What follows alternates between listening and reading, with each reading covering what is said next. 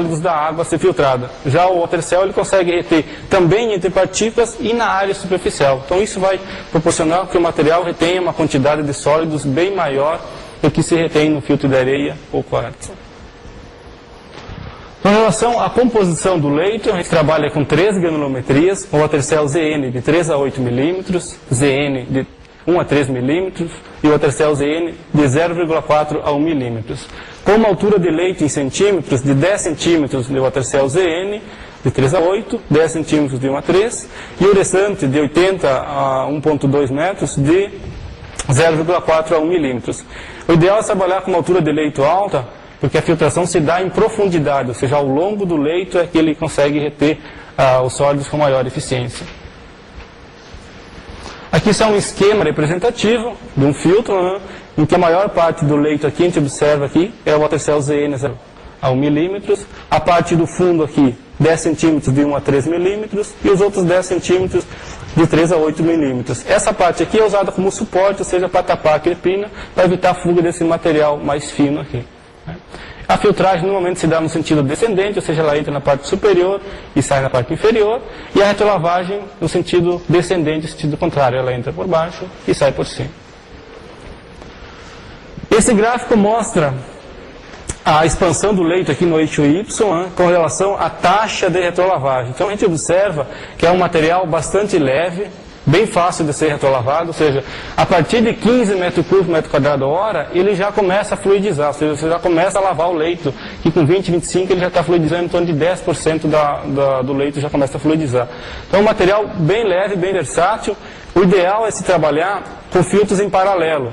Quando você trabalha com filtros em paralelo, você utiliza a mesma bomba da alimentação para fazer a retrolavagem, porque daí você vai estar dobrando a taxa de retrolavagem, né? Que pode ser feita com a própria água filtrada. A manutenção do watercell ZN são retrolavagens de acordo com a frequência estabelecida, ou seja, de acordo com a água de alimentação, com a concentração de sólidos nessa água, e a troca do leito e reposição quando necessário, quando houver perdas. Aqui comparando, uma tabela comparativa, comparando o meio filtrante areia antracito, quartzo e o watercell ZN, comparando a capacidade de filtração nominal em microns, né? E a capacidade de retenção de sólidos, ou seja, quanto de sólidos que ele consegue reter. Comparando a filtração nominal, ou seja, a capacidade de reter partículas finas, a gente observa que o watercell ZN ele consegue reter partículas de até 5 microns, né? Um filtro bem dimensionado. Já a areia e o quartzo conseguem reter 20, 12 microns, então ele consegue reter partículas mais do que outros meios convencionais de filtração, né?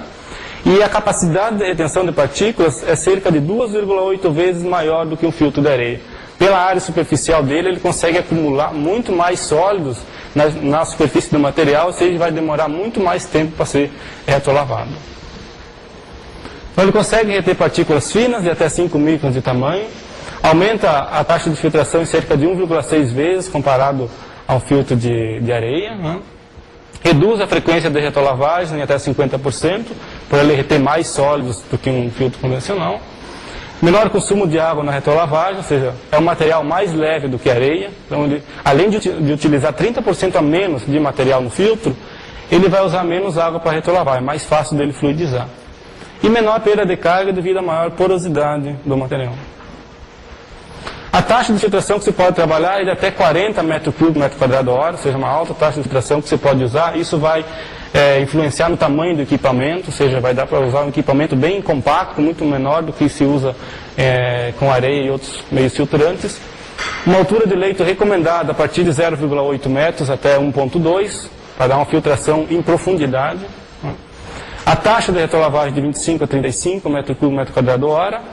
A expansão do leito na retrolavagem em torno de 30%, né? E a densidade do material é de 0,98. Aqui uma tabela que eu coloquei para uma vazão de 1000 litros hora, variando a taxa de filtração com a quantidade de zeólito que iria para filtrar 1000 litros hora. Então, se a gente trabalhar com uma taxa de 40 metros cúbicos por metro quadrado hora, a quantidade de zeólitos para cada 1000 litros hora a serem filtrados é em torno de 25 quilos por metro cúbico. Essa tabela, esse gráfico, ele mostra a remoção de turbidez em NT1, comparando a alimentação, ou seja, a água de entrada, um filtro de areia e um filtro de water-cell ZN. A gente consegue observar, através de distintas repetições, cada uma dessas cores aqui representa uma das repetições que foram realizadas, né?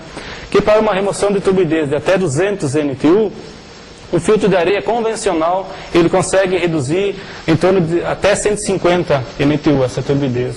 Já um filtro de water-cell ZN, ele consegue reduzir a menos de 50 NTU. Então, mostrando a alta capacidade e a alta eficiência do material comparado com um filtro de areia. Ele não vem a substituir o processo convencional de coagulação-floculação. Ele utiliza esse processo convencional e o filtro de water-cell ZN. Agora eu vou falar um pouquinho do water-cell ZF, que é o nosso produto utilizado para remoção de ferro e manganês. O water-cell ZF também é um composto à base do zeólito natural, muito usado para remoção de ferro e manganês, tanto de água industrial como água para consumo humano. E efluentes também se utilizam. Como é que é produzido o water-cell ZF? Bom, o zeólito natural, ele é inicialmente feito um intercâmbio iônico com manganês, ou seja, essa estrutura do zeólito aqui, ele vai fazer uma troca iônica com cálcio ou com sódio que ele tem na estrutura por elementos de manganês, ou seja, trocando pelo manganês, ele vai fazer essa troca iônica e vai se enriquecer em manganês na estrutura do material.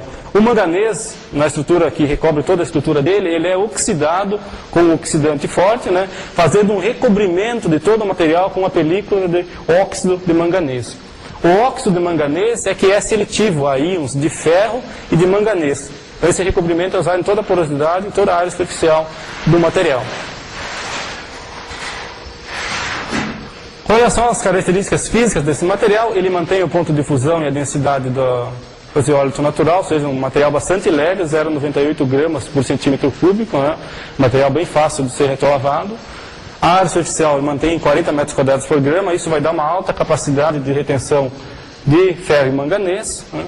E a granulometria é de 0,4 a 1 milímetros. Com relação à taxa de aplicação, os parâmetros que se utiliza para a aplicação do material, a gente recomenda taxas de 10 a 15 metros cúbicos por metro quadrado hora, como taxa de filtração, né? Uma altura de leito recomendada de no mínimo 0,8 metros, ou seja, para se dar um tempo de residência adequado, ou seja, uma filtração em profundidade, né? A taxa de retrolavagem de 25 a 35 metros cúbicos por metro quadrado hora, né? A expansão na retrolavagem de 20 a 30%, e o pH aconselhável acima de 6,8 para ferro e acima de 8,5 manganês. O pH ele não é função do material, o pH ele é função desses íons, do ferro e do manganês, ou seja, o ferro ele é oxidado mais facilmente num pH acima de 6,8 e o manganês acima de 8,5. Então, esses pH são função principalmente dos elementos e não do material em si, né? E a densidade do material é de 0,98 litros por quilo. A gente observa aqui que se utilizar uma taxa de 12 a 13 aqui de taxa de filtração e usar filtros em paralelo, não há necessidade de uma bomba adicional para a retrolavagem, ou seja, a própria bomba de alimentação dos filtros consegue fazer a retrolavagem. Aqui uma tabela que mostra a vazão em metro cúbico por hora, de 1 a 10 metro cúbico por hora, né? E o diâmetro do